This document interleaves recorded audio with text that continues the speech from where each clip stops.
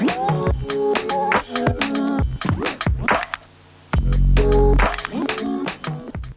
everyone, welcome to Men's Essentials. In today's video, I'm going to be talking about some differences between the Shady Rays Nitro sunglasses and the Oakley Sutros.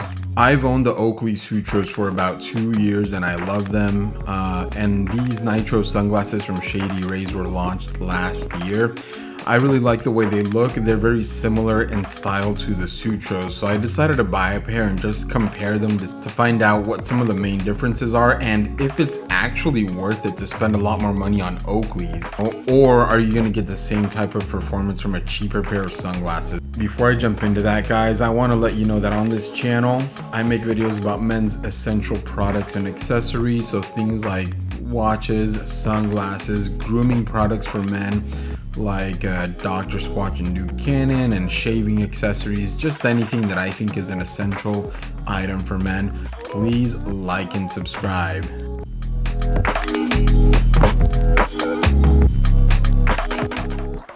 So my main question in all of this, guys, is it worth it, to spend around $175 for the Oakley Sutros?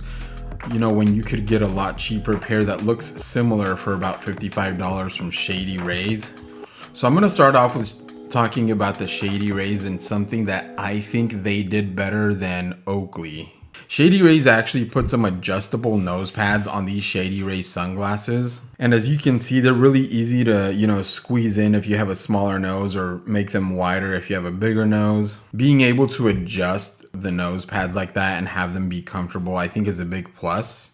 Oakley, on the other hand, the Sutros came with one size nose pads, and for me personally, I think it's a little bit too big. Because if I'm, out running and I'm doing a sprint or anything like that, I always have to adjust the sunglasses and push them up because they keep slipping down my nose. It doesn't happen all the time, but if I'm sprinting or just doing anything that requires a lot of movement, they will slip down with sweat and stuff. So that's just something that I think Shady Rays did better, and it is really comfortable. The nose pads don't squeeze in too much. And it actually makes the Nitro sunglasses from Shady Rays feel better on my face. It's a bit more comfortable, a bit more snug, and just a little bit more secure. I've never had the Oakley Sutros actually fall off, but the Shady Rays just feel more secure because of that.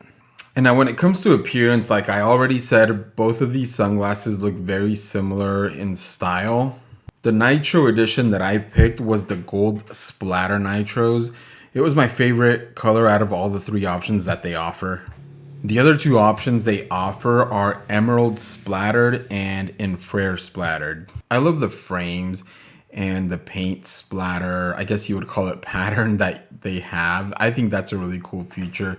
It gives them a bit of uniqueness. I've never seen any other sunglasses do that, so that's a big plus for Shady Rays.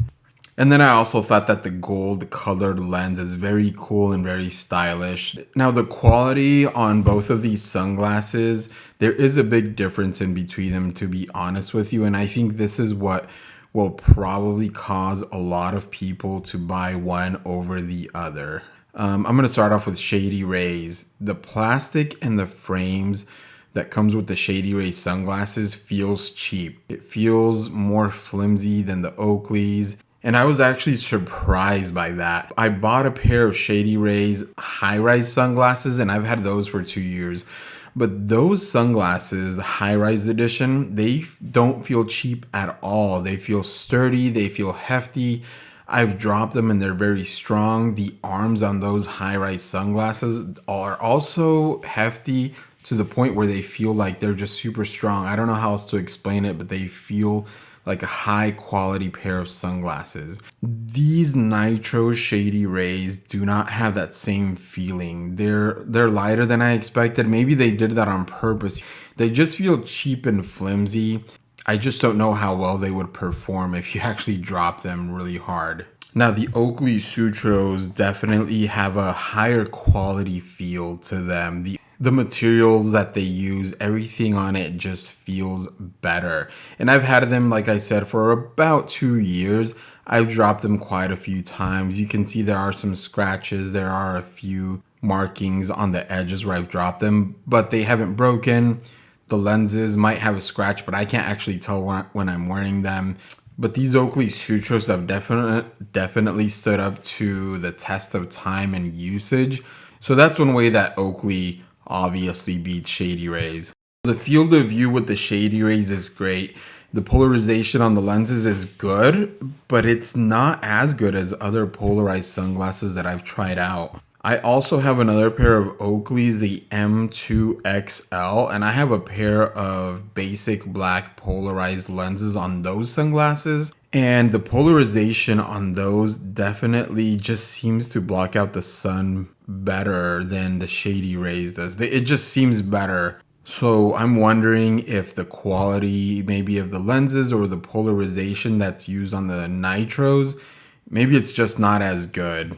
With the Oakley sunglasses, you're gonna have a lot of different options for lenses. Like on the Sutros that I bought, I got the prism lenses.